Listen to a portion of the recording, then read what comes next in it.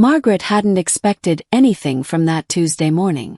She woke up to the same creak of the floorboard near her bed, the same hum of her kettle boiling in the kitchen, the same lace curtain brushing softly against the windowpane as the Vermont wind tried to nudge its way in. At 68, routine was both her comfort and her cage. She'd been widowed for 9 years, and every item in her modest lakefront cottage still held echoes of Daniel, her late husband. His handwriting on the recipe cards in the drawer. His favorite mug, cracked at the lip but too sentimental to toss. His books, lined spine to spine, as if waiting to be reopened. But what Margaret didn't know, what she couldn't possibly have imagined, was that something inside her was about to stir. Not a loud cinematic shift, just a quiet awakening. Flicker. It began with a robe. It had been tucked in the back of the wardrobe for years, wrapped in tissue paper. A silk one, ivory, with floral embroidery around the neckline. Daniel had given it to her on their 40th wedding anniversary. She'd only worn it once, the night he surprised her with a candlelit dinner in the garden. She hadn't dared touch it since he passed. It felt like opening a time capsule sealed with grief. But on that morning something called her to it. She slipped it on.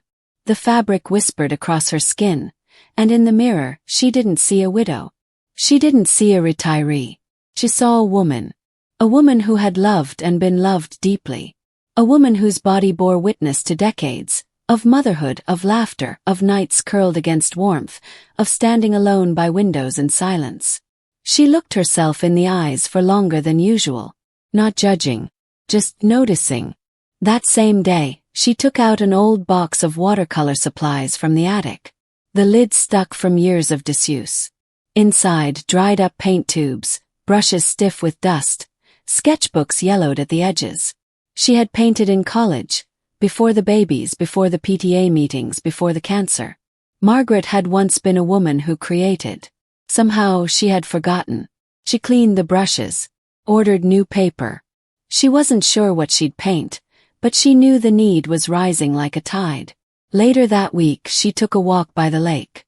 It was chilly, so she wore Daniel's old cardigan, the sleeves too long, the collar smelling faintly of cedar and aftershave. She passed a couple walking a golden retriever. The woman was younger, maybe in her 40s, but what caught Margaret's eye was the way she laughed. Head tilted back, unguarded. Margaret realized it had been years since she'd laughed like that. Not a polite chuckle. Real one. A laugh that comes from the ribs. That night, she played music in the house for the first time in ages. Nina Simone. The notes filled the rooms that had been quiet too long. She cooked herself dinner, really cooked. Rosemary chicken, roasted carrots. Poured a glass of red wine. She ate slowly, with intention, as if she had company. But the company was herself. The next day she started painting. Her hands trembled a little at first, but then the rhythm came back. She painted the view from her kitchen window. How the sun hit the lake in late afternoon, how the reeds swayed. Then she painted the curve of her own hand holding the coffee mug. Then a face. Her face. Not in perfect detail, but how it felt, soft, lined, alive. Each day she painted something. Memory. A dream. Her husband's shoes by the door. Her own bare feet stepping into the garden after rain. One morning, standing at the mirror again in that silk robe, she whispered aloud, "I'm still here. Not in mourning. Not forgotten. Here." She joined a local art circle that met every Saturday in the community hall. Mostly women her age, some even older. They welcomed her warmly. No one asked why she hadn't painted in years. They just handed her a cup of tea and offered a chair. In those meetings, Margaret listened to stories. Of heartbreak, of reinvention, of travel, of solitude, of adult children and quiet homes. And she realized something extraordinary. Everyone had something they were still carrying, but everyone had something they were still becoming too. One afternoon, a woman named Celeste shared a story about swimming alone at midnight during a thunderstorm. Everyone laughed and gasped, and Margaret found herself saying, "I want to do that." They thought she was joking. She wasn't. That night, she walked barefoot to the edge of the lake. The air was thick and humming. Not a full storm, but the promise of one.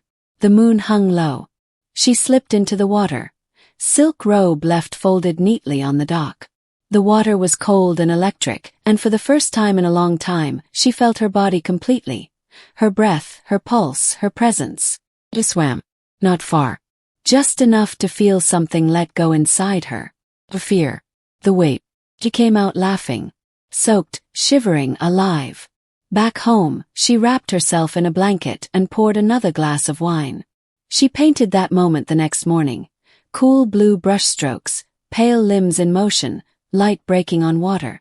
She titled it Return. Months passed. Margaret's children noticed a change in her voice over the phone. Her daughter asked, "What's going on with you lately?" She smiled. "I remembered who I am." They visited more often. Her granddaughter asked her to teach her how to paint. Her son cried softly when he saw a self-portrait titled, 68 and Rising. She wasn't trying to be young again.